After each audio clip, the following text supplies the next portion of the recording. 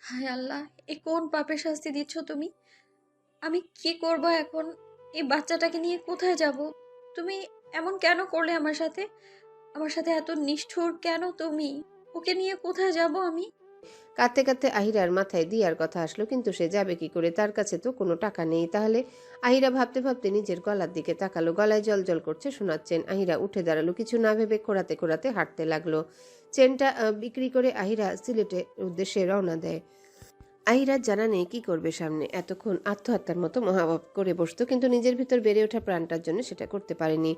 পাহাড়ি এলাকায় আসার পর গাড়ির ড্রাইভারের কারণে তাদের বাসটা খাদে পড়ে যায়। ভাগ্যক্রমে আহির একেবারে সামনে বসার কারণে বের হয়ে আসতে পারে, কিন্তু সে সহ মোট 5 জন ছাড়া পুরো বাসের মানুষ খাদে পড়ে গিয়েছে। সেখানে কেউ বেঁচে নেই। আহিরা একের পর এক ধকল সামলে উঠতে পারেনি। সিলেট গিয়ে পৌঁছায় মাঝরাতে।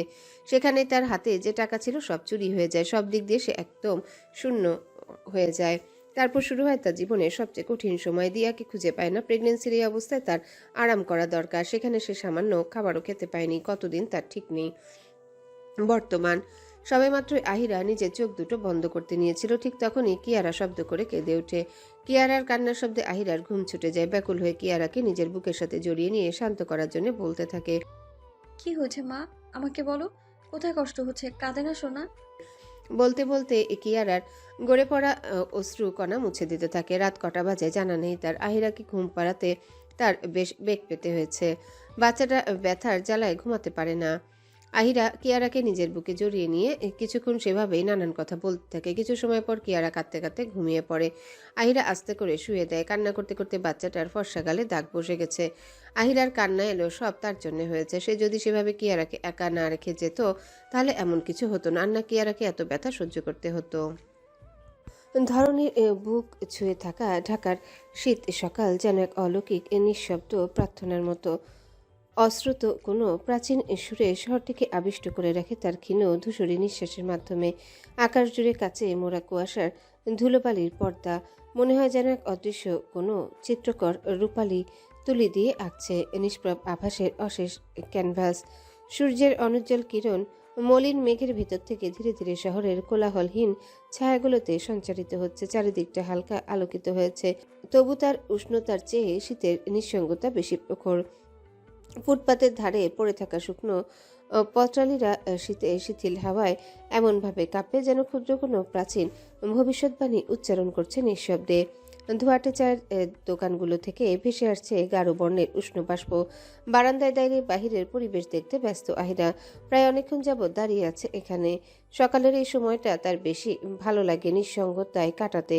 থমকে থাকা জীবনের ফেলে আসা অধ্যায়গুলোকে প্রতিদিনই স্মরণ করে সে। ভুলে যেও ভুলতে পারে না। মানুষ কখনো অতীত হয় না, অতীত হয় সময়। যে সময়টা তারা পার করে এসেছে। দূরত্ব শব্দটা 3 অক্ষরের হলেও এর ভার অনেক বেশি, যেটা বহন করার ক্ষমতা সকলেই রাখে না।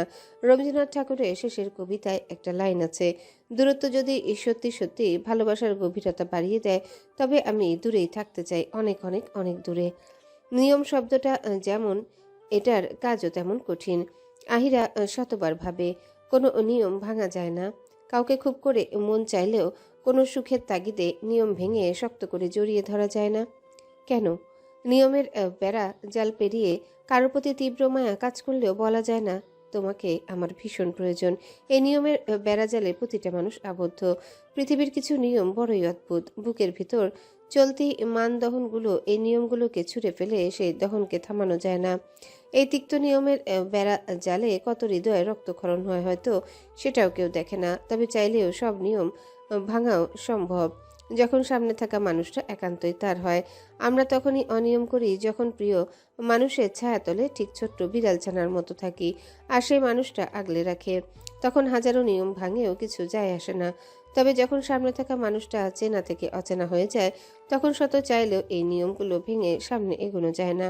আহিরা সব চিন্তা ঝেড়ে রুমে চলে যায়। বিছানায় কিয়ারা ঘুমাচ্ছে। আহিরা ধীর পায়ে গিয়ে কিয়ারার মাথার কাছে বসে হালকা ঝুঁকে গাঢ় একটা চুমু এঁকে দেয়। কিয়ারা মুখোদয় সম্পূর্ণ তার বাবার ফটোকপি। ডিএনএ পরীক্ষারও দরকার পড়বে না। এটা যে কিয়ানের বাচ্চা যাচাই করতে। ঘুম থেকে শুরু করে সব দিকটাই বাবার পেয়েছে। আহিরা কিয়ানকে ভুলে যাবে সেটাও সম্ভব হয়ে ওঠে না কিয়ারার জন্যে। কিয়ারার গায়ে চাদর জড়িয়ে রুম থেকে বের হয়ে দিয়ার রুমে যায়। আজকে দিয়ার বাবা মা আসবে, কিন্তু দিয়ার ওঠার নাম নেই। দুপুর হতে হতে হয়তো এসে পড়বে। বাসায় বাজার নেই, তাই বাজার করা দরকার। আহিরা দিয়ার রুমের পর্দাগুলো সরিয়ে দিতে বাহিরে থাকা সূর্যের হালকা আলো সারা রুমে ছড়িয়ে পড়ে।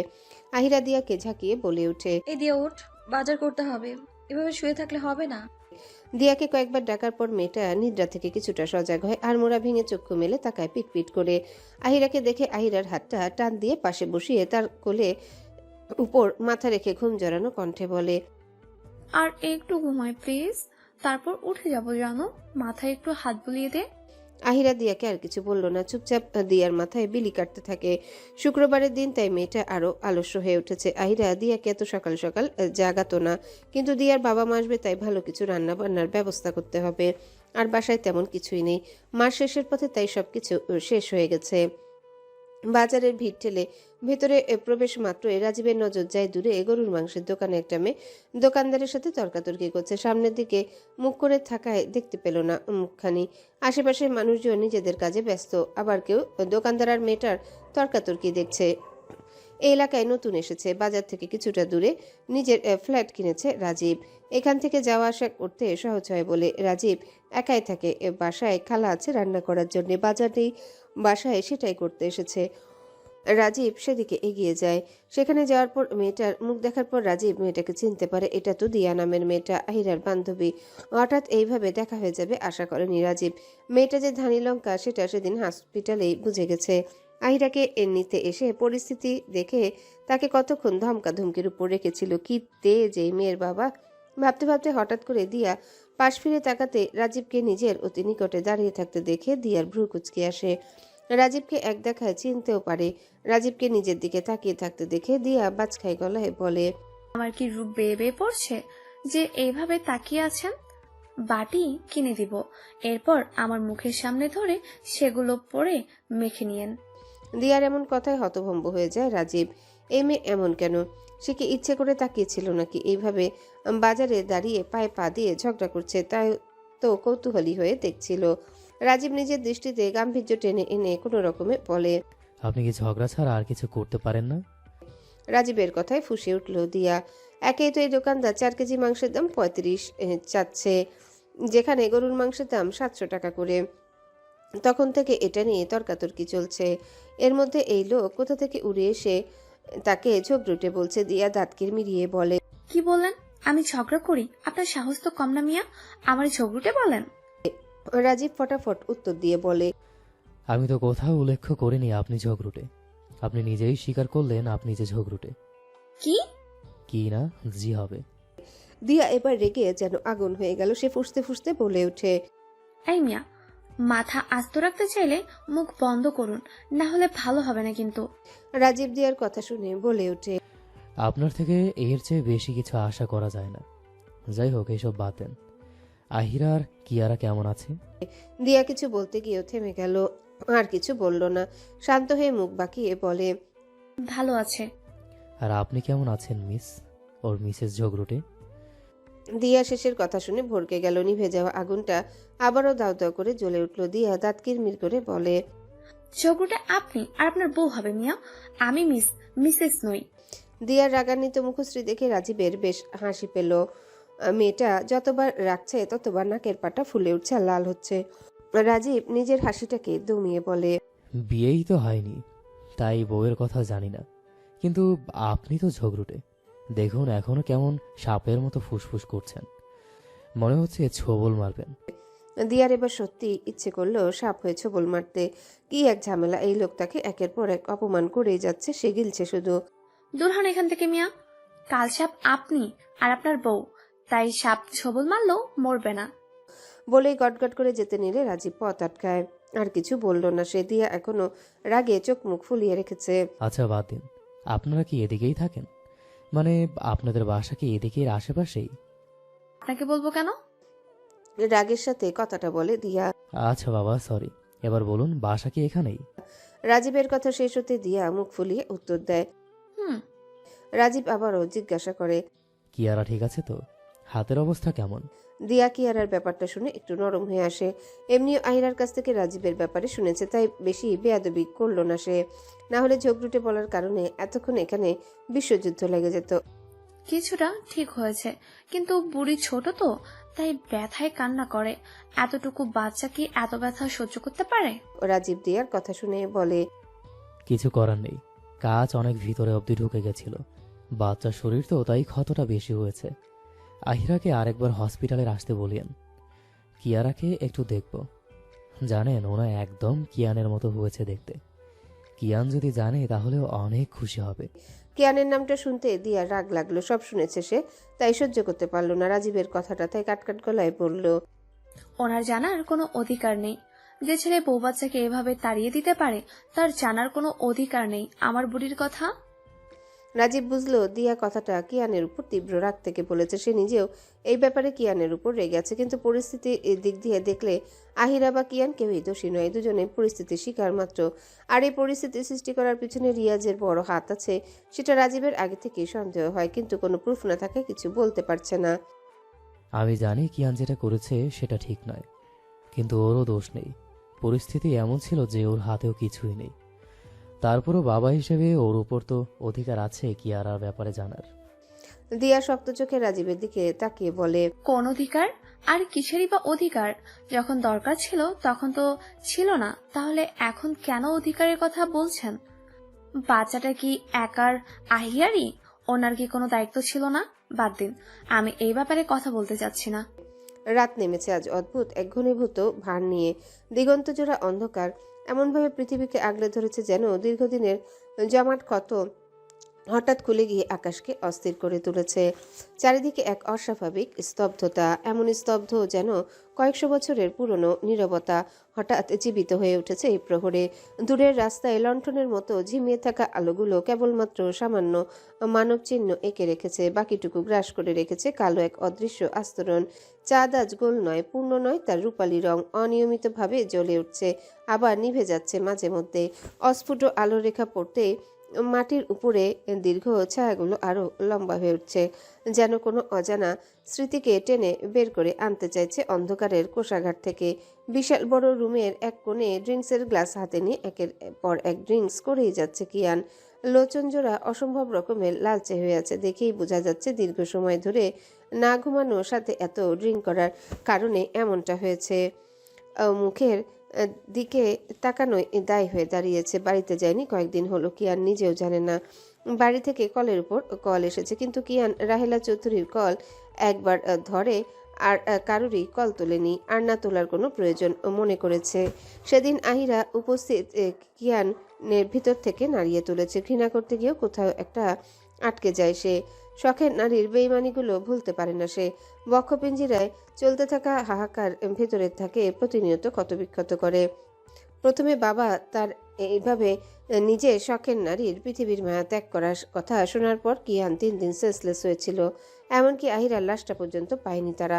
আহিরা নিখোঁজ হওয়ার পর কিয়ান আলাদা আলাদা অনেক গার্ড রেখেছিল আহিরাকে খোঁজার জন্যে। তার মধ্যে একটা গার্ড সেদিন আহিরার পিছনে পিছনে গিয়েছিল। যখন আহিরা যে বাসে ছিল সেটা খাদে পড়ে, তখন সে কিয়ানের সাথে যোগাযোগ করার অনেক চেষ্টা করে, কিন্তু কোনোভাবেই কিয়ানের সাথে যোগাযোগ করতে পারছিল না। তাই নিজে কিছু করার জন্য সেখান থেকে অন্য জায়গায় গিয়েছিল, কিন্তু সে আস্তে আস্তে আহিরাদের সেই বাস খাদে পড়ে যায়। আর আশেপাশে মানুষজন থেকে এটাই জানতে পারে বাসের মধ্যে থাকা কেউই নাকি বেঁচে নেই। এরপর গার্ডটা ঢাকায় ফিরে কিয়ানকে এই খবর দিলে কিয়ানের মস্তিষ্ক হয়তো সেটা সহ্য করতে পারেনি। জ্ঞান হারিয়ে ফ্লোরে তার বলিষ্ঠ দেহটা লুটিয়ে পড়েছিল। কিয়ানের মতো মানুষকে নাড়িয়ে দেওয়ার জন্য ওই খবরটাই যথেষ্ট ছিল। প্রথমে বাবা, তারপর আহিরা, সব মিলে কিয়ানের মানসিক অবস্থা অনেক ক্রিটিক্যাল ছিল। জ্ঞান ফেরার পর কিয়ান অসুস্থ শরীর নিয়ে সবকিছু ভুলে গিয়ে ছুটে গিয়েছিল সেখানে, কিন্তু কিছুই মেলেনি। টানা 1 সপ্তাহ সেখানে পুলিশ সহ র্যাব, আর্মি থেকে শুরু করে সবকিছু দিয়ে তল্লাশি করানো হয়েছে, কিন্তু ফলাফল শূন্য। কারণ খাতটা অনেক গভীর ছিল, সাথে জায়গাটা ভয়ানক জন্তু জানোয়ার দিয়ে ভরা ছিল। বেশ কয়েকজনের লাশ পাওয়া গিয়েছিল, সেগুলো ছিল আধা খাওয়া পচা শরীর। অনেকের হাড়গোড়ও পাওয়া গেছে। তখন সেই সময় কিয়ানের এত করুণ অবস্থা ছিল, যারা সব সময় কিয়ানের পাশে থাকতো তারা নিজেদের চোখকে বিশ্বাস করতে পারছিল না। একটা মানুষ নিজের বউকে এতটা ভালোবাসতে পারে, কিয়ানের চোখে যে ভয় ছিল সেটা সেখানে থাকা প্রতিটা মানুষ উপলব্ধি করতে পেরেছে। সবাই দোয়াও করছিল যাতে আহিরা কোনোভাবে বেঁচে যায়।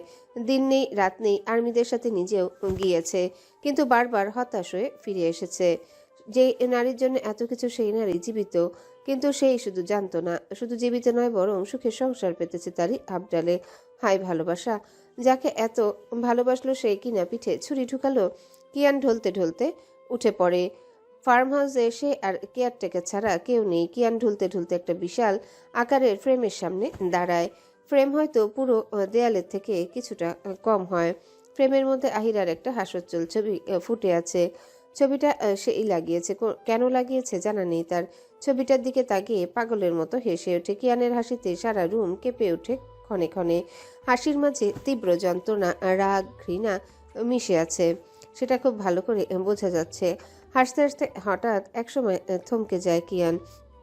তারপর আহিরার ছবিটার দিকে তাকিয়ে বলে ওঠে, খুব সুখে আছিস তাই না? আমাকে অন্ধকারে ডুবিয়ে সুখে আছিস তুই? কেন করলি এটা? আমার কলিজাটা চাইতে দিয়ে দিতাম, কিন্তু এটা কেন করলি? দেখ, তোকে চাই না বলে সে তোর কাছে এসে আটকেছে। বড্ড পড়েছিস তুই আমাকে। একবারও তো বুক কাঁপড়ো না, অন্যের ছোঁয়া কাতরাস। তুই শরীরের প্রতিটা কম্পন আমার ছিল, তাহলে তুই অন্যের দেওয়া যন্ত্রণায় কাতরাস কিভাবে? আমার ওর বাচ্চা তোর ওই পেটই ধরেছে, ওইখানে আমার অংশ থাকার কথা ছিল। তাহলে তাহলে এমনটা কেন করলে তুই? কেন? কিয়ানের হুঙ্কার দিয়ে বলা বাক্যগুলো সারা রুমে বেজে উঠছে। কিয়ানের কণ্ঠস্বর, তার ভিতরকার হাহাকার প্রকাশ পাচ্ছে। কিয়ানের হাতে থাকা কাচের গ্লাসটা সোজা কাচের ফ্রেমে মারতেই সেখানে কাচটা ফেটে ওঠে, তবে ভাঙে না। রাগে কিয়ান সারা রুমে জিনিসপত্র তছনছ করতে থাকে।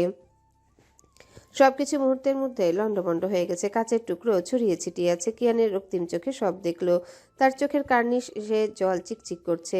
ওয়াইনের বোতল তুলে সেটা এক টানে খেতে থাকে। কিছু সময় পর সেটা খাওয়া থামিয়ে ভাঙা গলায় গাইতে শুরু করে, তোর প্রেমেতে অন্ধ হলাম, কি দোষ দিবি তাতে? বিকেলটা আজ অদ্ভুত এক রঙিন ক্লান্তি নিয়ে নেমে এসেছে। সূর্যের আলো সোনালি ঝিলিক শহরে কাঁচপট্টিতে প্রতিফলিত হয়ে চারিপাশে অস্থির দীপ্তি ছড়িয়ে দিচ্ছে। মনে হচ্ছে যেন শেষ প্রহরের আলো নিজেকে ধীরে ধীরে ছড়িয়ে হারিয়ে যেতে চাইছে জনজীবনের ভিড়ে। ব্যস্ততম শহরের মানুষের ছুটে চলেছে অবিরাম। কিয়ারাকে কোলে করে নিয়ে হাঁটছে দিয়া। পাশে আহিরা আর দিয়ার মা নাজমা বেগম কেনাকাটা করতে এসেছে বাহিরে। গল্প করতে করতে শপিং মলের ভিতরে ঢুকে যায় তারা। দিয়া আজকে হাফ ডে কাজ করে ছুটি নিয়ে চলে এসেছে এখানে, বাসায় আর না গিয়ে। কিয়ারা শপিং মলে ঢোকার পর খুশি হয়ে যায়, কারণ সামনেই বাচ্চাদের খেলনার দোকান, যেটা দেখে বাচ্চাটা খুশি হয়েছে। দিয়া কিয়ারাকে নিয়ে সেদিকে এগিয়ে যায়। আহিরা কয়েকবার না করে, কিন্তু কে শুনে কার কথা। বাসায় এমন অনেক খেলনা পড়ে আছে, আবার কেনা মানে অযথা টাকা নষ্ট। আহিরা দিয়ার দিকে তাকিয়ে বলে, এই ওকে নিয়ে ওখান থেকে বের হ। তুই ওকে এইভাবে লাই দিয়ে দিয়ে হাতছাড়া করছিস। দিয়া আহিরার কথার পাল্টা উত্তর দিয়ে বলে, এই তুই চুপ কর, বড্ড বেশি কথা বলিস তুই। এটা আমার আর আমার বুড়ির মাঝখানকার ব্যাপার, তুই এখানে একদম নাক গলাবি না। দিয়ার কথা শুনে নাজমা বেগম দিয়ার দিকে চোখ পাকিয়ে বলে, দিব একটা লাগিয়ে দিব ঠাটিয়ে বেয়াদব, নিজে তো শয়তান, আমার নানু ভাইরে শয়তান বানাচ্ছিস। দিয়া নাজমা বেগমের কথা শুনে হতাশ কণ্ঠে বলে ওঠে, কি আমাকে অপমান না করলে পেটের ভাত হজম হয় না? আমার মতো ভদ্র ও শান্তশিষ্ট মেয়ে হারিকেন দিয়ে খুঁজলেও পাবে না, বুঝলে? বলতে বলতে তারা খেলনার দোকানে এগিয়ে যায়। আহিরা দিয়াকে কিছু বলে না, কারণ তার জানা আছে বলেও কিছু লাভ হবে না। কিয়ারা হাতের ক্ষতটা ছেড়ে দিয়েছে, এতে করে আহিরার চিন্তাটাও কমে গিয়েছে। তাই আগের মতো স্কুল যাওয়া শুরু করে দিয়েছে। কিয়ারা অসুস্থ হওয়ার কারণে বেশ অনেক দিনই বন্ধ নিয়েছিল সে, এখন আবার রেগুলার হয়ে গিয়েছে। কিয়ারার জন্য সেখান থেকে কয়েকটা টয় কিনে উপরের দোতলায় মেয়েদের জামা কাপড়ের এরিয়াতে চলে গিয়েছে তারা।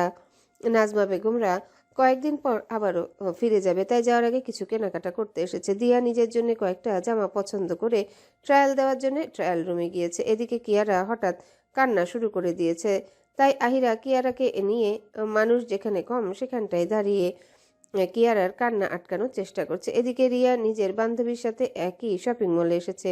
উপরে এসে তারা জামা দেখছে। হঠাৎ করে রিয়া জামা দেখতে দেখতে তার নজর পড়ে সুদূর দাঁড়িয়ে থাকা একটা মেয়ের দিকে। রিয়া ক্ষণিকের জন্য কেঁপে উঠল।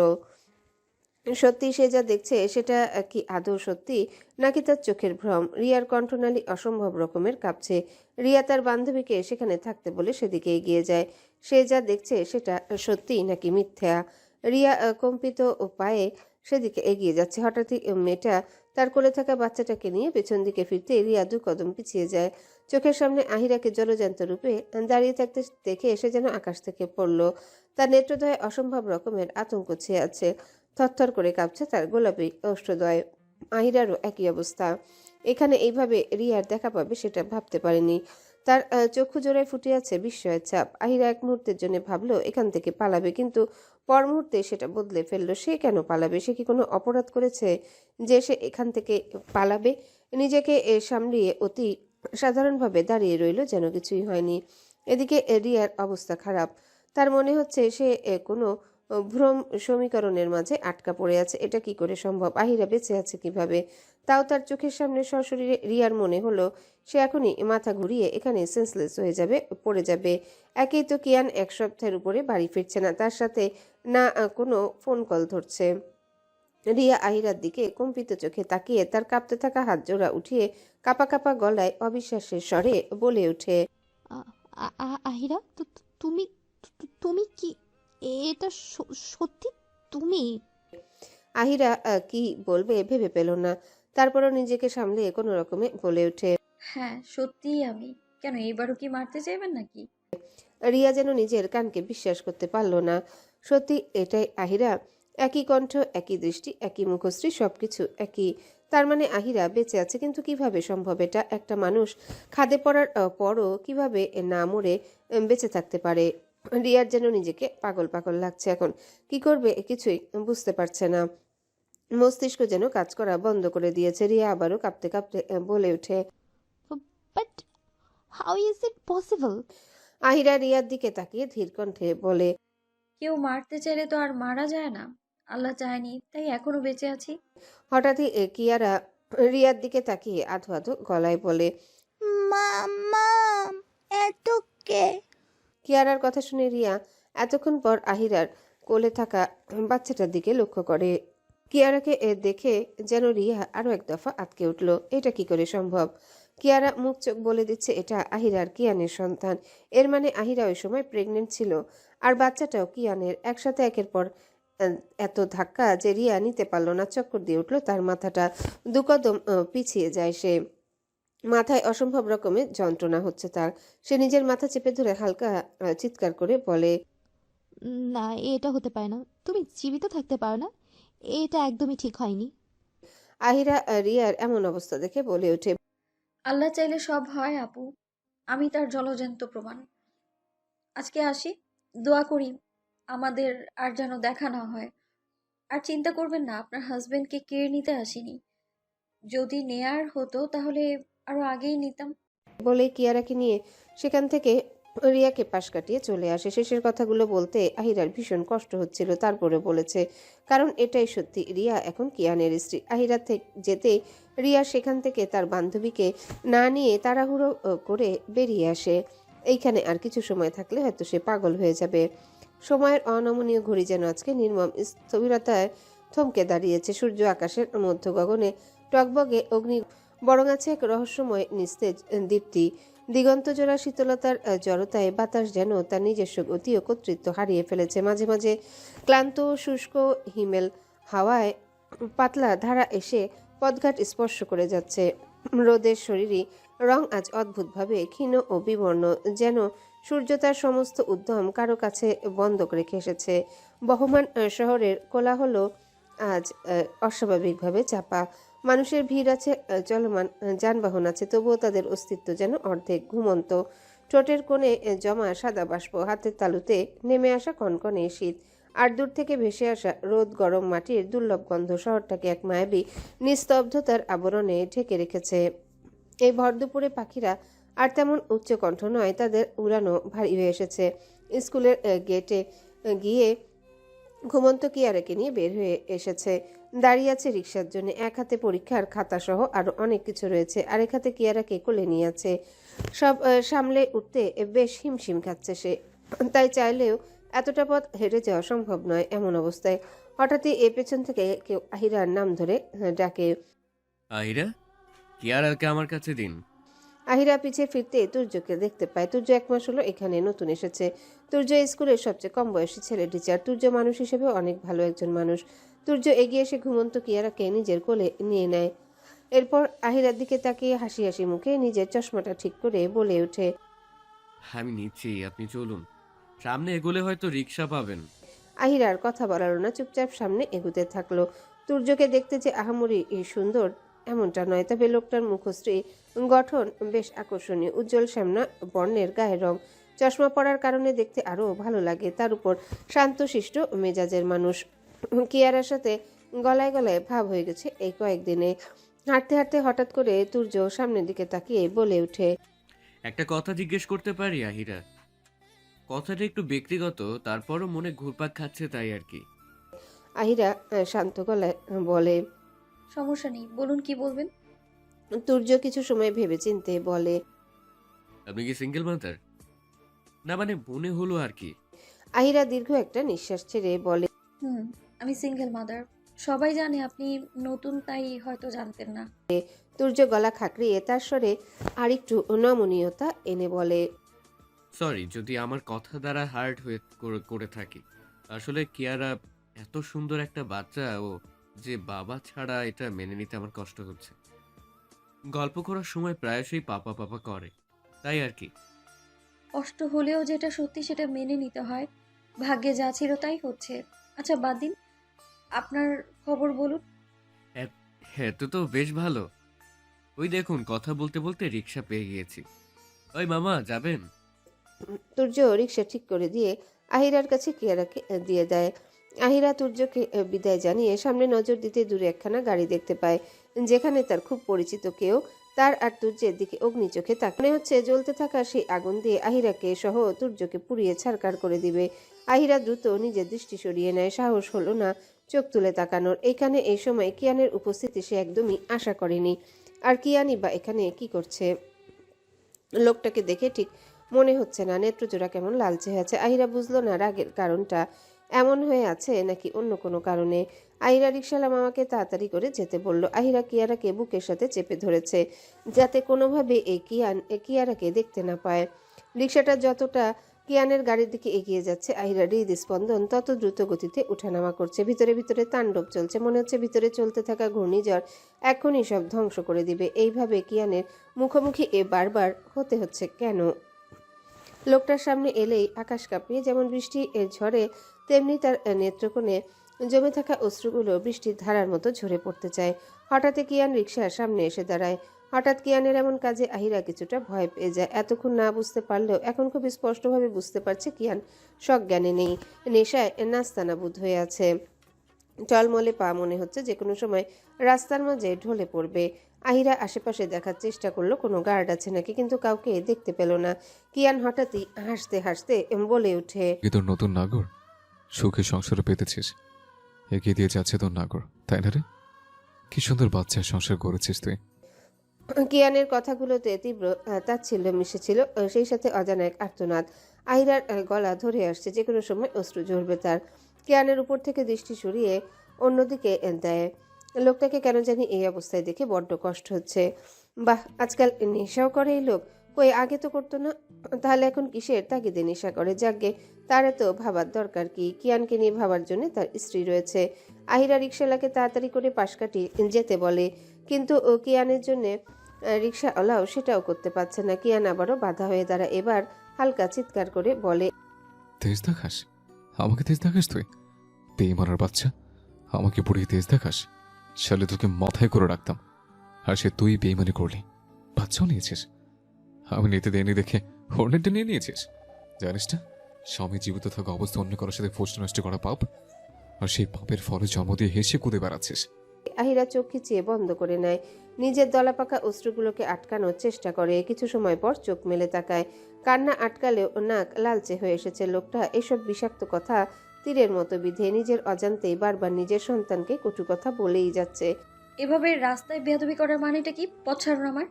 আহিরার কথা শুনে কিয়ান তাচ্ছিল্য মাখা হাসি দিয়ে বলে ওঠে, তুই করলি পূর্ণ, আর আমি করলি পাপ। এটা কেমন বিচার? যাকে তো যে পথ দিয়ে হাঁটিস সে পথের ধুলোকে আমি ঘৃণা করি। এখন চোখের সামনে থেকে যা, ভাল লাগছে না তোর এই নোংরা মুখ দেখতে। এ মামা, নিয়ে যান এই বেইমানিকে। বলে রাস্তা থেকে সরে দাঁড়ায় আর রিকশাওয়ালা কিয়ানের কথা মতো প্যাডেল ঘুরিয়ে সামনের দিকে এগোতে থাকে। আহিরা অশ্রুসিক্ত চোখে কিয়ানের ডলতে থাকা মুখশ্রীর দিকে তাকিয়ে রয়। কিয়ানের নেত্রদ্বয়ে নিজের জন্য ঘৃণা আর ঘৃণা দেখতে পায়। একসময় এই নেত্রদ্বয়ে তার জন্য সীমাহীন ভালোবাসার দেখা মিলত, কিন্তু আজ সময়ের ব্যবধানে সবকিছু পাল্টে গিয়েছে। পাল্টেছে কিয়ানের ভালোবাসা। আগে কিয়ান তাকে সবচেয়ে বেশি ভালোবাসত আর আজকে তাকেই সবচেয়ে বেশি ঘৃণা করে।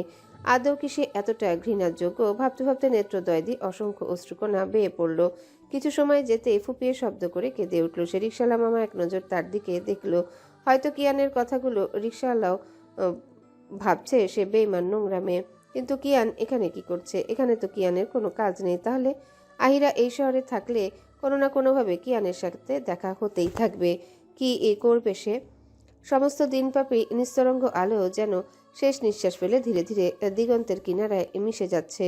আকাশের বুকে এখন এক অদৃশ্য ক্ষতচিহ্নের মতো ছড়িয়ে পড়েছে তামাটে নীল গোধূলির গভীরতা। বাতাসে হালকা কুয়াশার পাতলা পর্দা ভেসে আছে, যেন সময় নিজেই অল্প অল্প করে বাষ্পীভূত হয়ে আকাশকে মলিন করে দিচ্ছে। শহরের দূরবর্তী ভবনগুলো সন্ধ্যার অনুজ্জ্বল আলোর তলে দাঁড়িয়ে আছে একটা দীর্ঘ রক্তশূন্য ঘুমের প্রহরী হয়ে।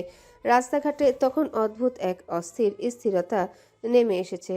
মানুষের চলাফেরা থাকলেও সবই যেন কিছুটা ধীর, কিছুটা ম্লান।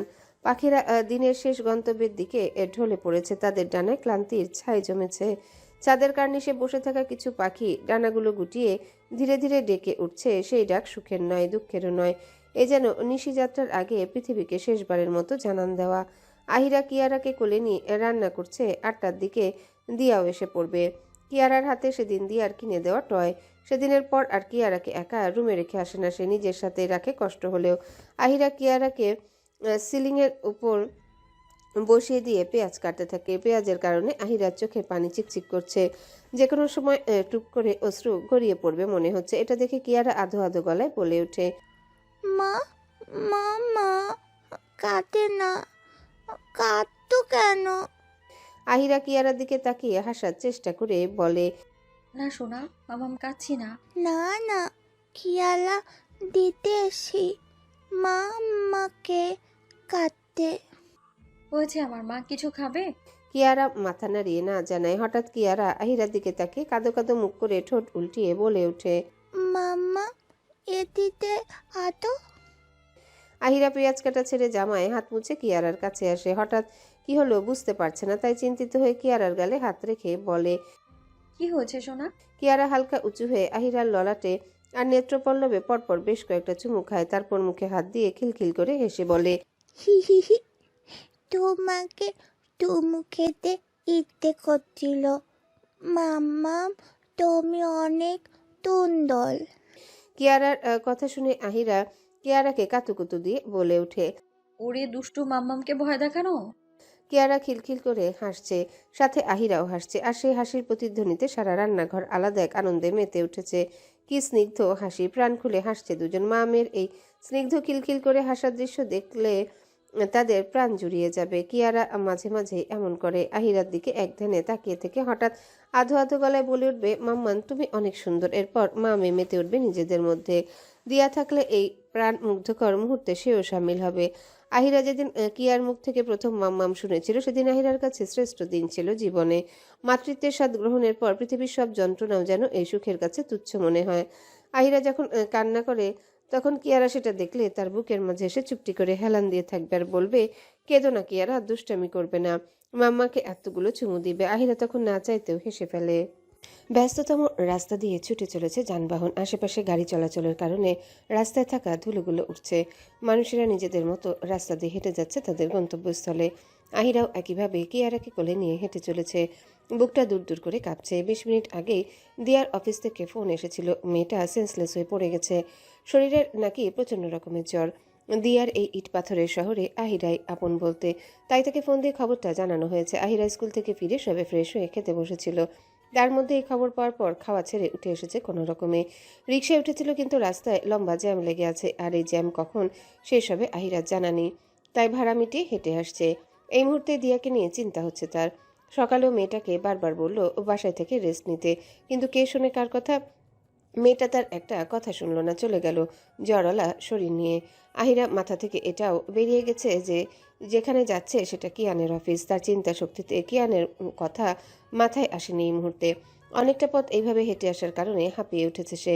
তার উপর কোলে কিয়ারা, তাই হাঁটতে আরও কষ্ট হচ্ছে। কিন্তু এই মুহূর্তে এই কষ্টের থেকে দিয়াকে নিয়ে বেশি চিন্তা হচ্ছে, কারণ দিয়ার জ্বর হলে অবস্থা খারাপ হয় মেয়েটার। তার উপর জ্ঞান হারিয়েছে, এখন কেমন আছে কে জানে।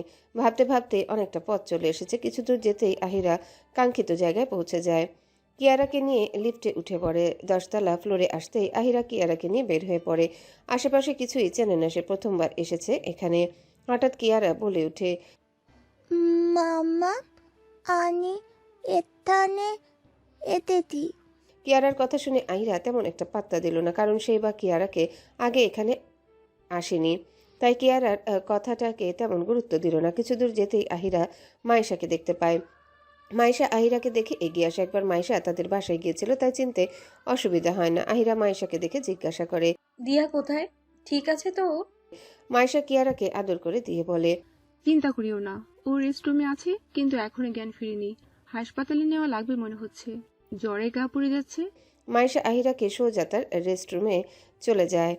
সেখানে যেতে অজ্ঞান অবস্থায় পড়ে থাকা দিয়াকে দেখতে পায়। আহিরা কিয়ারাকে নামিয়ে দিয়ে দিয়ার মাথার কাছে বসে পড়ে। মাথায় হাত দিতে আহিরার হাতটা জ্বলে ওঠে। এত জ্বর নিয়ে মেয়েটা ছিল কিভাবে? আসার সময় ট্যাক্সি বুক করে এসেছে, নিচেই ট্যাক্সি আছে। এখান থেকে সোজা দিয়াকে নিয়ে হসপিটালে যাবে, সেখানে ডাক্তার দেখানোর পর সোজা বাসায় নিয়ে যাবে। কিন্তু এই সময় অফিস থেকে ছুটি দিবে নাকি দিবে না সেটা বুঝতে পারছে না। আহিরা মাইশার দিকে তাকিয়ে জিজ্ঞাসা করে, আচ্ছা মাইশা, অ্যাপ্লিকেশন দিয়ে ছুটে নেওয়া যাবে না? যাবে। তুমি বরং স্যারের কাছে গিয়ে ছুটি নিয়ে আসো। এখন তিনি তার কেবিনে আছে, আমি গেলে ছুটি দেবেন না হয়তো। আহিরা কিছু সময় ভেবেচিন্তে বলে, আচ্ছা তুমি একটা সিক লিভ অ্যাপ্লিকেশন প্রিন্ট করে দাও। মাইশা হ্যাঁ বলে প্রিন্ট করতে চলে যায়। আহিরা গিয়ে দিয়ার মাথার কাছে বসে, মেয়েটার ফর্সা মুখ কেমন লালচে হয়ে গেছে জ্বরের জন্য। এদিকে কিয়ার টুকটুক করে সারা কেবিন ঘুরে দেখছে। আহিরা কিছু বলল না, কারণ কিয়ারা অন্য বাচ্চাদের মতো বাহিরে কোথাও গেলে কারো কোনো কিছুতে হাত দেয় না, চুপচাপ শুধু দেখবে। তাই আহিরাকে এই ব্যাপারে কিছু বলতে হয় না। কিছু সময় যেতে মাইশা একটা কাজ নিয়ে এসে আহিরাকে দিয়ে বলে, নাও, উপরের ফ্লোরে স্যার আছে, বাম দিকে বড় কেবিনটা স্যারের। ম্যানেজার আজকে অ্যাক্সিডেন্ট করেছে, তাই স্যারের কাছে দাও। আহিরা দিয়ার দিকে তাকিয়ে মাইশার উদ্দেশ্যে বলে, তুমি আর একটু কষ্ট করে ওকে দেখো, আমি এখনই আসছি। বলেই যেতে নিলে পিছন থেকে আহিরার জামা খামচে ধরে কিয়ারা। আহিরা কোনো কথা ছাড়া কিয়ারাকে কোলে তুলে নিয়ে আবারও লিফটে উঠে উপরের তলায় চলে যায়। বুকটা তার দুরু দুরু করছে কেন জানি। এখনও তার ভাবনায় আসেনি এটা কিয়ানের আরেকটা কোম্পানি, কারণ ঢাকায় বসে কয়েকটা জায়গায় কোম্পানি আছে। এখন কখন কোনটায় থাকে সেটা তো সে জানে না। আহিরা কিয়ানের দরজার সামনে এসে নক করে কিছু সময় দাঁড়িয়ে থাকে, ভেতর থেকে অনুমতি পাওয়ার অপেক্ষায়। কিছু সময় যেতেই অনুমতি পেতে আহিরা কিয়ারাকে কোলে করে কেবিনে প্রবেশ করে। কিয়ান চেয়ার উল্টো দিকে ঘুরিয়ে বসে থাকার কারণে আহিরা বা কিয়ান কেউই একে অপরের মুখ দেখতে পায়নি। আহিরা গলা খাঁকড়িয়ে বলে ওঠে, স্যার, আমি মিস দিয়া হোসাইনের সিক অ্যাপ্লিকেশন লেটার নিয়ে এসেছি। অসুস্থ হওয়ার কারণে ওকে এক্ষুনি হসপিটালে নিয়ে যেতে হবে, সাথে কয়েকদিনের ছুটি লাগবে আর কি। আমি দিয়ার বোন। হঠাৎ অতি পরিচিত কণ্ঠস্বর পেয়ে কিয়ান ফট করে চেয়ার ঘুরিয়ে সামনে তাকাতে আহিরাকে দেখতে পেয়ে কিছুটা অবাক হয়ে যায়, কিন্তু তার মুখের ভঙ্গিমাতে কোনো কিছুই প্রকাশ পেল না। মনে হচ্ছে আহিরাকে এখানে দেখে তার ভিতরে কোনো প্রতিক্রিয়ায় সৃষ্টি হয়নি। অপরদিকে আহিরা বিস্মিত নয়নে কিয়ানের দিকে তাকিয়ে আছে। এখন নিয়ে তার মস্তিষ্কে টনক নড়ে, এটা যে কিয়ানেরই কোম্পানি, আসেনি যে হেঁটে এখানে এসেছে। আহিরা কিছু বলার মতো ভাষা হারিয়ে ফেলেছে, বুকটা কেমন ধক করে উঠছে। এদিকে কিয়ারা হঠাৎ বলে ওঠে, লাগে আঙ্কেল, লাগে আঙ্কেল। কিয়ারার কণ্ঠস্বর পেয়ে কিয়ানের নজর পড়ে কিয়ারার উপর। প্রথম দফায় কিয়ারাকে চিনতে অসুবিধা হলে কিছু সময় যেতেই কিয়ানের মনে পড়ে সেদিন এই বাচ্চাটাকে সে কোলে নিয়েছিল, আর বাচ্চাটা অবিকল অনেকটা তার মতো দেখতে। কিয়ানের সেদিনের একে একে সব মনে পড়ছে। এই বাচ্চাটার সাথে তার এত মিল কেন, কিভাবে এত মিলে যাওয়া সম্ভব? এদিকে আহিরা কি করবে বুঝে উঠতে পারল না, কি হচ্ছে এসব তার সাথে। বারবার কিয়ানের মুখোমুখি কেন হচ্ছে সে। আহিরা চলে যাওয়ার জন্য বাহিরে যেতে নিলে কিয়ান সিংহের ন্যায় হুঙ্কার দিয়ে বলে ওঠে, স্টপ, আমি না বলা পর্যন্ত এখান থেকে বের হবে না। আহিরার পাজোরা থমকে যায়। সারা অঙ্গ তার থরথর করে কাঁপছে। এদিকে কিয়ারা হাত নাড়িয়ে কিয়ানকে হাই দিচ্ছে। কিয়ান ধীর পায়ে বসা থেকে উঠে সোজা আহিরা আর কিয়ারার অতি নিকটবর্তী এসে দাঁড়ায়। কিয়ানের উপস্থিতি নিজের খুব কাছ থেকে উপলব্ধি করতে পারছে আহিরা। আহিরা কেন জানি সামনে এগোতে পারছে না। মনে হচ্ছে কেউ তার পা জোড়া শক্ত করে চেপে ধরে রেখেছে যাতে সে নড়াচড়া করতে না পারে। কিয়ান কিয়ারাকে আবারও খুব কাছে থেকে পর্যবেক্ষণ করতে থাকে। প্রথম দিন বাচ্চাটার কাছ থেকে আজব ধরনের এক টান অনুভব করেছিল সে। মনে হয়েছে বাচ্চাটা তার খুব কাছের কেউ, কিন্তু আজকে আহিরার সাথে দেখে কেন জানি না চাইতেও তার ভিতরটা অবধি কেঁপে উঠছে। বারবার আহিরার সাথে দেখা হয়েছে, সে একবারও আহিরার বাচ্চাটার মুখ দেখেনি, দেখার ইচ্ছেও জাগেনি। তবে এখন মনে হচ্ছে সে কেন আগে দেখেনি বাচ্চাটাকে। কিয়ারার তো বাবা নেই, বাচ্চাটা নিজেই বলেছে। কিয়ান কিয়ারার নরম আদুরে মুখশ্রীটা পরম স্নেহের সাথে স্পর্শ করে। তার হাত অসম্ভব রকমের কাঁপছে, মনে হচ্ছে কাঁপাকাঁপিতে তার হাত খসে পড়ে যাবে। কিয়ান নিজের গাম্ভীর্য বজায় রাখার চেষ্টা চালালো, তবে এবার সে সফল হলো না। কাঁপা কাঁপা স্বরে জিজ্ঞাসা করে, এটা আমার বাচ্চা? মিথ্যে বলিস না, সহ্য করার ক্ষমতা নেই আমার। আহিরার নেত্রকোণে আসা অশ্রুদলাটা টুক করে গাল বেয়ে পড়ে। ঠোঁট কামড়িয়ে নিজের কান্নাটাকে দমানোর চেষ্টা চালালো, তবে সফল হলো না। অবাধ্য অশ্রুগুলো নিজেদের মতো ঝরেই যাচ্ছে। কি জবাব দিবে সে? এই কয়েকদিন তো এই জন্যে লুকিয়ে রেখেছিল যাতে কিয়ান না জানতে পারে এইটা কিয়ানা তার সন্তান। আহিরাকে জবাব না দিতে দেখে কিয়ানের রাগ যেন ফেপে উঠল। কিয়ারা থাকায় সে চিল্লাতে চাইল না, তাই রাগটাকে দমন করে দাঁতে দাঁত খিচিয়ে বলে, ও কি আমার মেয়ে? কথা বলবে আমার বাচ্চা? ও আমার বাচ্চা, তাই না? খোদার কসম, এটা যদি সত্যি হয় তাহলে কি করবো নিজেও জানি না। ও আমার সন্তান কিনা বল। লাস্টের কথাগুলো এতটাই জোরে বলেছে সে আহিরার সারা শরীর অসম্ভব রকমের কেঁপে উঠেছে। সাথে আহিরার কোলে থাকা কিয়ারা ভয়ে কান্না শুরু করে দিয়েছে। বাচ্চাটা কিয়ানের হঠাৎ এমন হিংস্র হুঙ্কারে ভয় পেয়েছে। কিয়ারার কান্নার শব্দে কিয়ানের হুঁশ ফেরে। ইস, সে কি করে বসলো? এটা কিয়ানের রাগ কমে এলো। সে একবার আহিরার কোল থেকে কিয়ারাকে নিজের কোলে নিয়ে ছিনিয়ে নিয়ে আগোছালোভাবে কিয়ারার কান্না থামানোর চেষ্টা করছে। এর আগের বারও কিয়ারার কান্না তাকে বিচলিত করে তুলেছিল, আর আজও তুলছে, তবে নতুন এক অনুভূতির সাথে। কিয়ারা বারবার আহিরার কাছে যেতে চাচ্ছে। বাচ্চাটা বেশ ভয় পেয়েছে কিয়ানের এমন রূপে। কিয়ানের হাত অসম্ভব রকমের কাঁপছে, হৃদস্পন্দন অতি দ্রুত চলাচল করছে। আহিরা নিজের চোখে পানি মুছে কিয়ানের দিকে দৃষ্টিতাক করে। কিয়ারাকে কিয়ানের কাছ থেকে নিতে চাইলে কিয়ান অগ্নিগিরির মতো জ্বলতে থাকা নেত্রদ্বয় তার দিকে তাক করতে আহিরা কিছুটা কেঁপে ওঠে। তারপর সে থেমে থাকে না। আবারও হাত বাড়িয়ে কিয়ারাকে নিতে গেলে কিয়ান দাঁতে দাঁত খিচিয়ে বলে, এই সাহস করিস না। তুই দিনের পর দিন এইভাবে আমাকে ধোঁয়াশার মধ্যে রেখেছিলি। আমার একটা মেয়ে আছে, এটা জানানোর প্রয়োজন মনে করলি না? তুই প্রেগনেন্ট হয়েছিল, ওইটা আমার থেকে লুকিয়েছিস, একের পর এক ধোঁকা দিয়েছিস। আহিরা এবার চিৎকার দিয়ে বলে ওঠে, কাকে মেয়ে বলছেন? হ্যাঁ, ও আমার মেয়ে, শুধুই আমার। আর কি জানাবো আপনাকে? কোন অধিকারে জানাবো আপনাকে? ও আপনার মেয়ে নয়, মানে না। আমাকে আমার মেয়েকে দিন। আহিরার কথার পাল্টা উত্তর দিয়ে বলে, তোর মেয়ে করছিস কেন? ও আমার মেয়ে, যেটা তুই এতদিন ধরে লুকিয়ে গিয়েছিস। আহিরা আবারও জেদ ধরে বলে, না, ও আপনার মেয়ে না, ও শুধু আমার মেয়ে। কিসের ভিত্তিতে আপনি ওকে আপনার মেয়ে দাবি করছেন? আমার তো হাজারটা নাগর, তাহলে ওকে কি করে নিজের মেয়ে বলছেন আপনি? কিয়ান আহিরার দিকে রক্তলাল চোখ তাক করে বলে, চুপ কর। ও যে আমার মেয়ে দেখে বুঝতে পারছিস না? নাকি নাটক করেছে আমার সাথে? আর রইল ভিত্তির কথা, ওইটা জানতে আমার সময় লাগবে না। কিন্তু তুই ভাব, এরপর তোর কি হবে? এত বড় অপরাধ করার ফলে। যা ইচ্ছে করুন, আমি আমার মেয়েকে কোনোভাবেই আপনার কাছে দেব না। ওকে আমার কাছে দিন। দেখছেন না কান্না করছে? কিয়ান দিল না, বরং কিয়ারাকে নিয়ে নিজে টেবিলের উপর বসিয়ে দিয়ে কিয়ারা কান্না করতে থাকা লালচে আদুরে মুখশ্রীতে অসংখ্য চুমুতে ভরিয়ে দিতে থাকে। সে বাবা হয়েছে, আর এত বছরেও সে জানতে পারেনি এই নারী তাকে অন্ধকারের মাঝে ডুবিয়ে রেখেছিল। বাবা হওয়ার অনুভূতি কেমন কিয়ানের জানা নেই, তবে কিয়ারাকে দেখে তার অন্তঃকরণের আলাদা এক সীমাহীন সুখের ঢেউ বয়ে যাচ্ছে।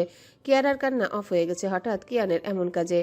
কিয়ারা ড্যাব ড্যাব চোখে কিয়ানের দিকে তাকিয়ে আছে। কিয়ান কিয়ারার মাথাটা নিজের বক্ষস্থলে চেপে ধরে কম্পিত গলায় বলে, আমার মেয়ে, আমার সন্তান। আহিরা নীরব দর্শকের মতো শুধু চেয়ে রইল। সে কাঁদবে নাকি খুশি হবে? কোনটা? কিয়ারার জন্মের 3 বছর পর নিয়ে কিয়ারা তার পাপার স্পর্শ পেল।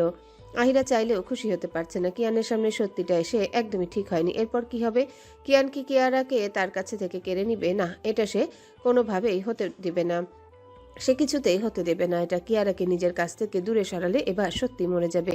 জীবনে বারবার সবকিছু হারিয়ে ফেলার মতো শক্তি আর নেই। আহিরা টলমলে পায়ে এগিয়ে সে কিয়ারার দিকে তাকিয়ে কান্না মিশ্রিত কণ্ঠস্বরে বলে, শোনা, মামামের কাছে আসো। মামাম, তোমায় অনেক ভালোবাসি। তুই ছাড়া কেউ নেই রে মা। বলতে বলতে আহিরার চোখের কার্নিশ বেয়ে টপ টপ করে অশ্রু গড়িয়ে পড়ে। কিয়ারার আহিরাকে কান্না করতে দেখে ছোট কিয়ারা নিজেকে কিয়ানের কাছ থেকে সরানোর চেষ্টা করছে। আহিরাকে কিয়ারা কাঁদতে দেখতে পারে না।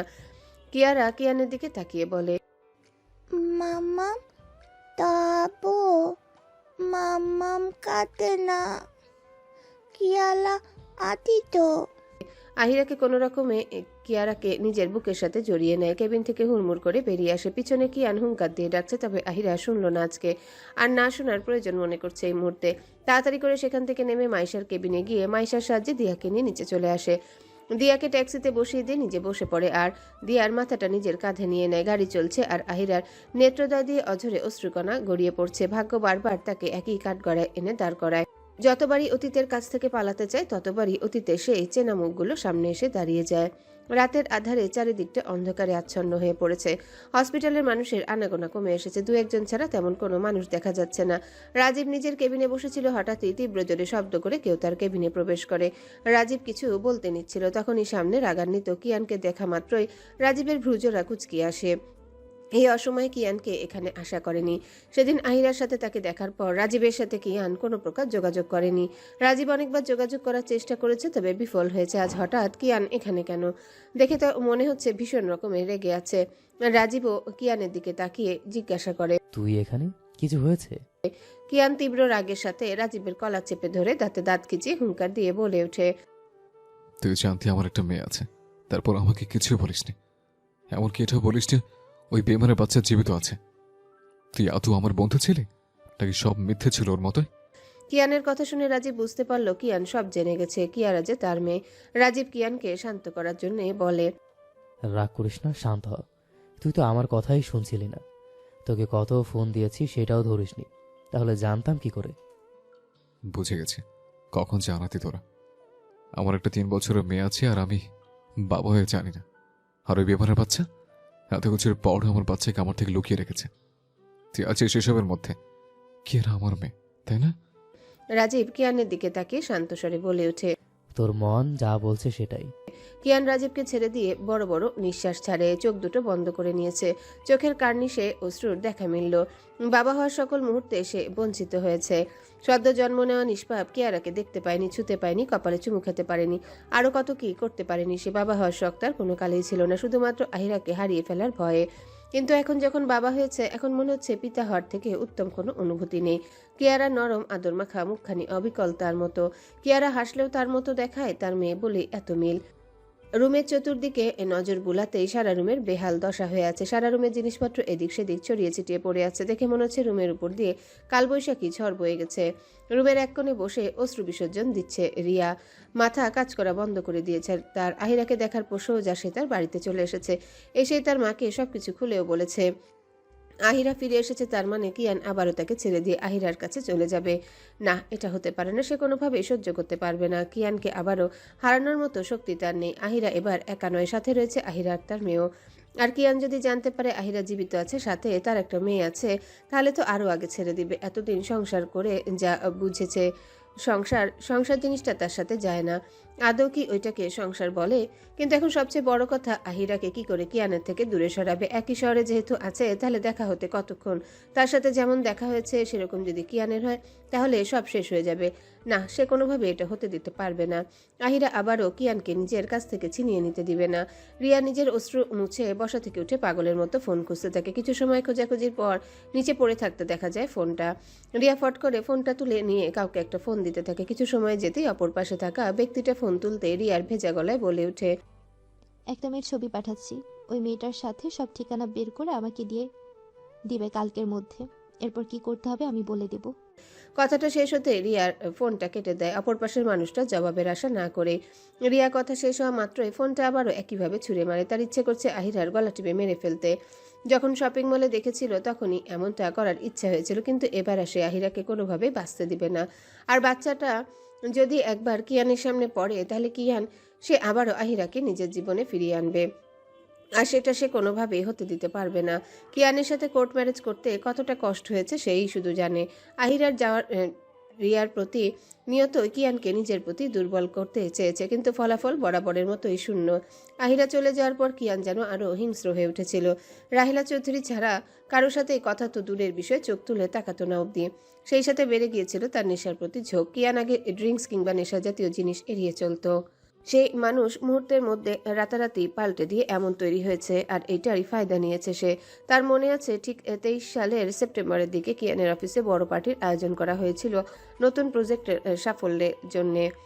ইউসুফ চৌধুরী মারা যাওয়ার পর দুই দিকই সামলাতে হতো কিয়ানের, এতে বেশ হিমশিম খেতে হতো। আগের থেকেও দ্বিগুণ কষ্ট হয়ে যেত।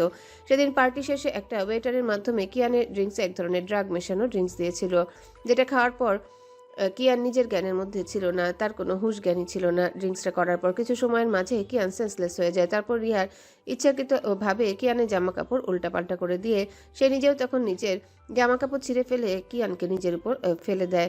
এমন একটা পরিস্থিতি তৈরি করেছে যাতে মনে হয়েছে কিয়ান তার মধ্যে সবকিছু হয়ে গেছে।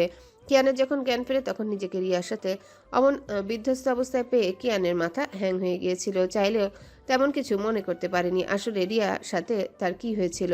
ততক্ষণে রিয়ার কান্নাকাটি করে মানুষজন জমা করে ফেলেছিল, আর এমন একটা ভান করছিল কিয়ান তার সবকিছু শেষ করে দিয়েছে। খবরটা অতি দ্রুত নিউজ চ্যানেলগুলোতেও ছড়িয়ে পড়ে, আর রিয়ার ফ্যামিলি থেকে কিয়ানের উপর প্রেশার তৈরি করা হয় রিয়াকে বিয়ে করার জন্য। একদিকে মিডিয়ার লোক, অন্যদিকে রিয়ার ফ্যামিলি, সব মিলে কিয়ান আর রিয়ার এই ব্যাপারটা নিয়ে অনেক সমস্যার সৃষ্টি হয়। জনগণের একটাই দাবি ছিল কিয়ানকে রিয়াকে বিয়ে করতে, কিন্তু এইসবে কিয়ানের কিছুই যায় আসেনি। কিন্তু রাহিলা চৌধুরী রিয়ার কথায় ফেসে গিয়ে কিয়ানকে রিয়াকে বিয়ে করার জন্য পাগল করে তোলে। রাহিলা চৌধুরী নিজের ছেলের এইরকম অবস্থা মেনে নিতে পারছিলেন না। ইউসুফ চৌধুরী আর আহিরা গত হওয়ার পর তার পুরো সংসারটা এলোমেলো হয়ে গিয়েছে। তার ছেলেটা আর আগের মতো নেই। কিয়ানের এমন অবস্থা মা হিসেবে মেনে নিতে পারেনি, আর তার মনে হয়েছে নতুন করে কারোর সাথে জীবন শুরু করলে হয়তো কিয়ান আগের মতো স্বাভাবিক জীবনযাপন করবে। তাই তিনি কিয়ানের বিয়ে করানোর জন্য পাগল হয়ে উঠেছেন। কিয়ান কোনোভাবে বিয়ে করবে না, কারণ সে জানে তার আর রিয়ার মাঝে তেমন কিছুই হয়নি, যেমনটা রিয়া সকলের সামনে প্রকাশ করছে। কারণ ড্রিঙ্কস করলেও পুরোপুরিভাবে কোনোদিনও ড্রাঙ্ক হয় না। সেখানে রিয়ার সাথে এমন নিকৃষ্ট কাজ করার তো দূরের ব্যাপার, কিন্তু রাহিলা চৌধুরীও নাছর বান্দা। সে রিয়া আর কিয়ানের বিয়ে দেওয়ার জন্য এক প্রকার উঠে পড়ে লেগেছিলেন। ইউসুফ চৌধুরী মারা যাওয়ার পর কিয়ান নিজের মায়ের প্রতি আরও নরম হয়ে এসেছে। রাহিলা চৌধুরী সব কথা মেনে চলার চেষ্টা করেন, কিন্তু রিয়াকে বিয়ে করাটা সে কোনোভাবেই মেনে নিতে নারাজ। ইউসুফ চৌধুরী মারা যাওয়ার পর রাহিলা চৌধুরী আরও অসুস্থ হয়ে পড়েছে। হার্টের সমস্যাও দেখা দিয়েছে। একদিন এমন করতে করতে রাহিলা চৌধুরীর হার্ট অ্যাটাক হয়, আর সেই সময় রাহিলা চৌধুরীর বেশ ক্রিটিক্যাল অবস্থা ছিল। এই সময় রাহিলা চৌধুরী নিজের কথা না ভেবে কিয়ানকে রিয়াকে বিয়ে করার জন্য ইমোশনাল ব্ল্যাকমেল করে। এছাড়া তিনি কোনো অপারেশন করাবে না বলে সাফ সাফ জানিয়ে দেয়। কিয়ান সেদিন নিজের ইচ্ছার বিরুদ্ধে রাগে জেদে রিয়াকে কোর্ট ম্যারেজ করে আনে। তাদের বিয়েতে না কোনো অনুষ্ঠান হয়েছে, আর না রিয়া বউ সেজে ধুমধাম করে বিয়ে করা হয়েছে। তাদের বিয়েটা যে জাস্ট কোর্ট ম্যারেজ হয়েছে সেটা কেউ জানে না, কিন্তু সবাই জানে তাদের সম্পূর্ণরূপে বিয়ে হয়েছে। এটা অবশ্যই রিয়ায় ছড়িয়েছে। কিয়ান রিয়াকে বউ করে আনার পর রাহিলা চৌধুরী বেশ খুশি হয়েছিলেন। ভেবেছিলেন কিয়ান আবারও আগের মতো স্বাভাবিক জীবনে ফিরে যাবে। তবে তার ভাবনাকে সম্পূর্ণ ভুল প্রমাণ করে এখন অব্দি রিয়াকে স্ত্রী হিসেবে মেনে নেয়নি। রিয়া গোটা 2 বছর কিয়ানের সাথে সবকিছু স্বাভাবিক করে নেওয়ার চেষ্টা করেছে, কিন্তু সে ব্যর্থ হয়েছে। কিয়ান তার দিকে ফিরেও তাকায় না। রিয়ার এত মিথ্যে সাজিয়েও কোনো কিছুই হয়নি, বরং বিয়ে না হওয়ার আগে যেমন ছিল এখনও তেমনই রয়েছে। রাতের কালচে বাহার সরতে না সরতে আকাশে জমে থাকা হালকা নীলের ক্ষীণ পর্দার দেখা দিয়েছে। সেই পর্দার আড়াল ভেদ করে খুব কোমলভাবে শহরের উপর নেমে আসছে সূর্যের প্রথম আলো। নতুন একটা প্রহর শুরু হয়েছে। রিকশার ঘন্টার কোমল টুংটাং তখনও অর্ধ স্বপ্নের মতো ভেসে আসছে। আহিরা সহ কিয়ারা এই দুদিন দিয়ার রুমেই ছিল। মেয়েটা এখন একটু সুস্থ হয়েছে। আহিরা ঘুমন্ত কিয়ারা আর দিয়ার দিকে এক নজর তাকিয়ে থাকে, কারণ দিয়া আর কিয়ারা দুজন দুজনকে জড়িয়ে ধরে গভীর তন্দ্রায় বিভোর। কিয়ারার ছোট পা দুটো দিয়ার পেটের উপর। আহিরা নিঃশব্দে হেসে রুম থেকে বের হয়ে পড়ে সকালে নাস্তা রেডি করার জন্যে। বেশ বেলা হয়ে গিয়েছে দিয়ার জন্য, তারও যাওয়া হয়নি 2 দিন স্কুলে। এরপর আর কোনো প্রকার ছুটি নেওয়া যাবে না। 1 মাসে অনেকবার ছুটি নিয়ে নিয়েছে সে। আহিরা রান্নাঘরে এসে ফ্রিজ থেকে ডিম আর দুধ বের করে ব্রেড আর অমলেট করবে, আর কিয়ারার জন্য দুধও গরম করবে। আহিরা হাত চালিয়ে কাজ করতে থাকে। কিছু সময় যেতেই দরজায় কেউ একের পর এক কলিং বেল বাজিয়ে চলেছে। হঠাৎ এইভাবে একের পর এক কলিং বেল বাজানোর কারণে আহিরা বেশ চমকেও যায়, সাথে বেশ রেগেও যায়। সকাল সকাল এইভাবে কেউ কি কারো বাড়িতে এসে কলিং বেল বাজায়? আহিরা কাজ ছেড়ে তাড়াহুড়ো করে দরজা খুলতে ছুটে যায়। দরজার অপর পাশের ব্যক্তির বোধ হয় সেই সময়টুকু সহ্য হচ্ছে না। একের পর এক কলিং বেল বাজিয়ে চলেছে। আহিরা কিছু কথা শোনার জন্য রেডি হয়ে দরজাটা খুলতে অপর পাশে দাঁড়িয়ে থাকা মানুষটাকে দেখে আহিরা কিছু বলতে গিয়েও থেমে যায়। অবাক নয়নে সামনে দাঁড়িয়ে থাকা কিয়ানের দিকে পলক্ষীনভাবে তাকিয়ে রয়। কিয়ানকে এখানে একদমই আশা করেনি সে। কিয়ানের ঠিক পেছনে কাচুমাচু ভাবে রাজীবও দাঁড়িয়ে আছে। আহিরা চট করে দরজাটা লাগিয়ে দিতে নিবে, তার আগে কিয়ান দরজা ঠেলে ভেতরে প্রবেশ করে। আহিরা এবার হালকা চিৎকার করে বলে ওঠে, আপনি এখানে কি করছেন? আমার বাসা থেকে বেরোন বলছি। আহিরার কথা শুনে কিয়ান তার গাম্ভীর্যের ভরা নেত্রযুগল আহিরার দিকে শক্তভাবে তাক করে গম্ভীর ভঙ্গিতে বলে, তুমি যেখানে দাঁড়িয়ে আছো সেটা আমার ফ্ল্যাট। ইনফ্যাক্ট এই পুরো বিল্ডিংটাই আমার। সো আমার জায়গায় আমার যখন ইচ্ছে তখন আসতে পারি। কিয়ানের কথা শুনে আহিরা অবাক হলো বটে। মানে এটা কিয়ানের বাড়ি হলো কবে? এটা তো তারেক আঙ্কেলের বাসা, মানে এই বাসার মালিক। তাহলে কিয়ান কেন বলছে এটা তার বাসা? আহিরা তারপরও নিজেকে সামলিয়ে বলে ওঠে, তো আমি কি করব? আমি এই বাসায় ভাড়া দিয়ে থাকি, ফ্রিতে থাকি না। তাই এখন এটা আমার বাসা। আর আপনি এভাবে আমার বাসায় আসতে পারেন না। আহিরার কথা শুনে কিয়ান এক পা করে আহিরার নিকটে যেতে থাকে, যেটা দেখে আহিরা পিছাতে থাকে। সকাল সকাল এমন কিছুর আশা সে একদমই করেনি। কিয়ান এখানে কেন এসেছে? কিয়ান আহিরার একদম নিকটে গিয়ে দাঁড়িয়ে পড়ে। কিয়ানের উষ্ণ নিঃশ্বাস আহিরার মুখশ্রীর উপর পড়ছে। আহিরা ভয়ে চোখ বন্ধ করে নেয়। আহিরাকে চোখ বন্ধ করতে দেখে কিয়ান বাঁকা হেসে বলে ওঠে, আমি যদি ভাড়া না দিই তাহলে এটা আপনার বাসা হলো কি করে, মিস ওর মিসেস বেইমান? আহিরা চোখ মেলে তাকায়। কিয়ানকে নিজের অতি নিকটে দেখে আহিরা কিছু সময়ের জন্য থমকে যায়। লোকটার মুখের এমন বেহাল অবস্থা কেন? দেখে মনে হচ্ছে কত রাত নির্ঘুম কাটিয়েছে। দাড়িগুলো বড় বড় হয়ে গেছে কেমন। তারপরও সৌন্দর্যের কমতি নেই গোটা মুখশ্রীতে। আহিরার চোখ ঝাপসা হয়ে আসতে নিল। আহিরা কিয়ানের সামনে থেকে সরে দাঁড়ায়। রুমে কিয়ারা আর দিয়া আছে। কথার শব্দ শুনে উঠে পড়তে পারে, তাই আহিরা সেটা একদমই চাচ্ছে না। তাই সে কিয়ানের দিকে না তাকিয়ে বলে, আচ্ছা, তাহলে এই মাসটা সময় দিন, আপনার বাসা থেকে চলে যাব। তখন যত ইচ্ছা আপনি আপনার বাড়িতে আসবেন, কিন্তু এখন এখান থেকে যান। আহিরার কথার গম্ভীর কণ্ঠে পাল্টা উত্তর দিয়ে কিয়ান বলে, আমি তো শুধু আমার বাসাতে আসিনি, আমি আমার মেয়ের কাছে এসেছি তাকে নিয়ে যাওয়ার জন্য। আমার মেয়ে কোথায়? কিয়ানের কথা শুনে আহিরা আতকে ওঠে। কিয়ারাকে নিয়ে যাবে মানে? আহিরা এবার পিছনে কাচুমুচু ভাবে দাঁড়িয়ে থাকা রাজীবের দিকে তাকায়। আহিরার চোখে অসহায়ত্ব ফুটে উঠেছে। সে রাজীবের উপর নিরাশ হলো। রাজীব কি সব বলে দিয়েছে? রাজীব অসহায় চোখে আহিরাকে ইশারার মাধ্যমে বলার চেষ্টা করলো, সে কিছু করেনি। আহিরা রাজীবের উপর থেকে দৃষ্টি সরিয়ে নিয়ে কম্পিত গলায় বলে, কিসের মেয়ে? হ্যাঁ, চলে যান এখান থেকে। কেন আবার আমার আমার নড়বড়ে জীবনটাকে ধ্বংস করতে চাইছেন? আহিরার কথা শুনে কিয়ান হাসকি ভয়েসে বলে ওঠে, ধ্বংস আর আমি? ধ্বংস করার সুযোগ কই দিলে রে বেইমান? তবে সমস্যা নেই, তাকে ধ্বংস না করলে তিলে তিলে ঠিকই মারবো। আহিরার নেত্রকোণে অশ্রু চিকচিক করছে। আহিরা কি করবে এবার? কি করে কিয়ানকে কিয়ারের থেকে দূরে সরাবে? যেটা চাইনি সেটাই হচ্ছে এখন। আহিরা কিয়ানের সাথে আর কথা বলতে চাইল না। সে সোজা রাজীবের কাছে ছুটে যায় আর ভেজা গলায় রাজীবের দিকে তাকিয়ে অনুরোধের সাথে বলতে থাকে, ভাইয়া, ওনাকে নিয়ে যাও এখান থেকে। কিয়ারা তো আমার মেয়ে, তাই না? ও শুধুই আমার আমার মেয়ে। আমি আমার মেয়েকে কোথাও যেতে দেব না। আমি অনেক দূরে চলে যাব। তাও ওনাকে এখান থেকে নিয়ে যান। আপনি তো জানেন আমার কেউ নেই, আমার মেয়েটা ছাড়া। দয়া করুন আমার উপর। রাজীব বুঝলো আহিরার ভেতরের অবস্থাটা। সে নিজেও চায়নি এখানে কিয়ান আসুক, তবে কিয়ান তার কোনো বারণ শুনল না। তাকে এক প্রকার জোর করে এখানে নিয়ে এসেছে। রাজীব এটা দেখে অবাক হয়ে গেছে। যে কিয়ান এই বিল্ডিংটাই কিনে নিয়েছে এক রাতের মধ্যে শুধুমাত্র নিজের মেয়ের কাছে যাবে বলে। রাজীব আহিরার মাথায় হাত বুলিয়ে নরম কণ্ঠে বলে, ও কিছু করবে না, শান্ত হও।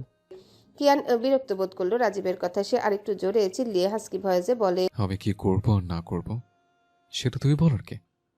তুই এই বেইমানটার মতোই, ওর আর তোর মাঝে কোনো পার্থক্য নেই।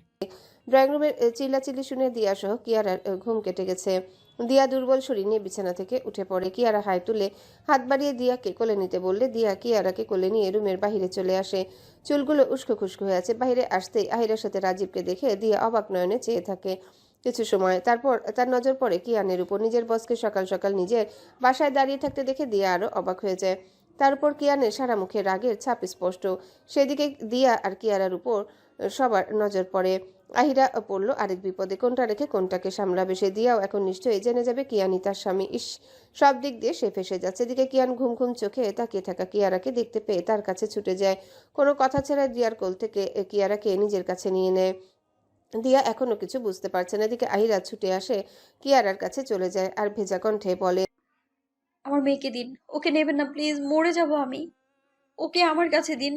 কথাগুলো বলতে বলতে আহিরার গাল বেয়ে অশ্রু গড়িয়ে পড়ে। এতক্ষণ কোনো রকমে আটকে থাকলেও এখন বৃষ্টির ফোঁটার মতো ঝরে পড়ছে। কিয়ান আহিরার কথায় তেমন গুরুত্ব দিল না। এতক্ষণে রাগটা পড়ে গেছে তার কিয়ারাকে দেখে। কিয়ান আস্তে করে কিয়ারার গালে চুম্বন করে। কিয়ারা ঘুম ঘুম চোখে কিয়ানের দিকে তাকিয়ে আছে। সে কিছুই বুঝছে না এখানে আসলে হচ্ছেটা কি। রিয়া এবার আস্তে করে আহিরার কাছে যায়, তারপর নরম কণ্ঠে জিজ্ঞাসা করে, হয়েছে জানো, আমাকে বল। আর উনি মানে আমার স্যার এখানে কি করছে? আহিরা দিয়ার দিকে তাকিয়ে অনুনয় স্বরে বলে, দিয়া প্লিজ, তুই কিয়ারাকে নিয়ে রুমের ভেতর দরজা আটকে বসে থাক, আমি তোকে পরে বলছি সবটা। দিয়া সত্যি সত্যি কিছুই বুঝতে পারছে না এখানে কি চলছে। কিয়ান কেনই বা কিয়ারার উপর এতটা আবেগঘন হচ্ছে কেন? এইসব ভাবতে ভাবতে দিয়া আহিরার কথা মতো কিয়ানের কাছে গিয়ে ধীর কণ্ঠে বলে, স্যার গুড মর্নিং, কিয়ারাকে আমার কাছে দিন। আহিরার সকল কথা কিয়ানের শ্রবণ কেন্দ্রে এসেছে, তাই সে শক্ত নেত্রজোড়া দিয়ার দিকে তাক করে তাতে দাঁত খিচিয়ে বলে, Don't even try to come between me and my daughter, Miss Dia. কিয়ানের কথাটা শোনা মাত্রই দিয়া বিস্মিত নয়নে কিয়ানের দিকে তাকিয়ে রয়। সে কি সত্যি এটাই শুনলো? কিয়ান কেন কিয়ারাকে নিজের মেয়ে বলছে? দিয়া এবার কিয়ানের উপর থেকে দৃষ্টি সরিয়ে আহিরার দিকে কৌতূহলী দৃষ্টি তাক করে। আহিরা দিয়ার চোখে চোখ রাখতে পারে না, নামিয়ে নেয়। দিয়া যা বুঝার বুঝে গেল। কিয়ানের আসার কারণটাও সে এখন খুব হাড়ে হাড়ে টের পাচ্ছে। শরীরের দুর্বলতা ঘিরে থাকলেও এই মুহূর্তে সেটা কেটে গিয়েছে রাগের তাড়নায়।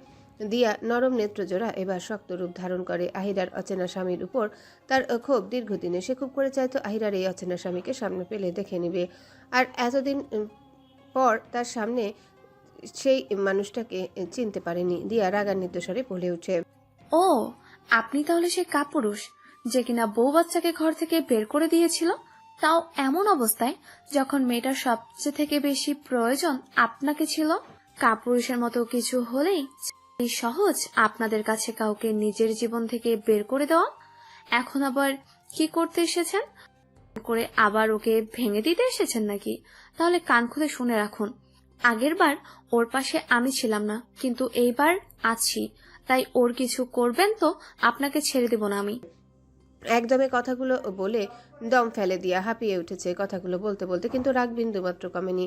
এদিকে আহিরা দিয়ার কাছে ছুটে আসে। মেয়েটা রাগের মাথায় যাতা বকছে, ভাবছেও না একবারও যে সে কিয়ানেরই কোম্পানিতে কাজ করে। এদিকে দিয়ার কথাগুলো কিয়ানের রাগের উপর ঘি ঢালার মতো কাজ করলো। শুধুমাত্র কিয়ারার উপস্থিতির জন্য সে কিছুই করতে পারছে না। দিয়া আবারও কিছু বলতে নিবে তার আগেই আহিরা অশ্রুসিক্ত নয়নে দিয়ার দিকে তাকিয়ে বলে, দিয়া চুপ কর তুই, তোকে যেটা বলছি তুই সেটা কর, রাগের মাথায় যাতা বকিস না। আহিরার কথায় দিয়ার রাগ বেড়ে গেল আরো। মেয়েটা তাকে এতদিনে একবারের জন্য বুঝতে দেয়নি কিয়ানীয় স্বামী। আর সে বোকার মতো অ্যানিভার্সারিতে নিয়ে গিয়েছিল, তখন রিয়ার কিয়ানকে দেখে আহিরা নিশ্চয়ই অনেক কষ্ট পেয়েছে। সেজন্য সেদিন আহিরা ওইভাবে তাকে না বলে চলে এসেছিল। নিজের অজান্তে সে আহিরাকে কত বড় কষ্ট দিয়ে ফেলেছে। মেয়েটা একবারও মুখ ফুটে তার ভিতরের অবস্থার কথা তাকে জানায়নি।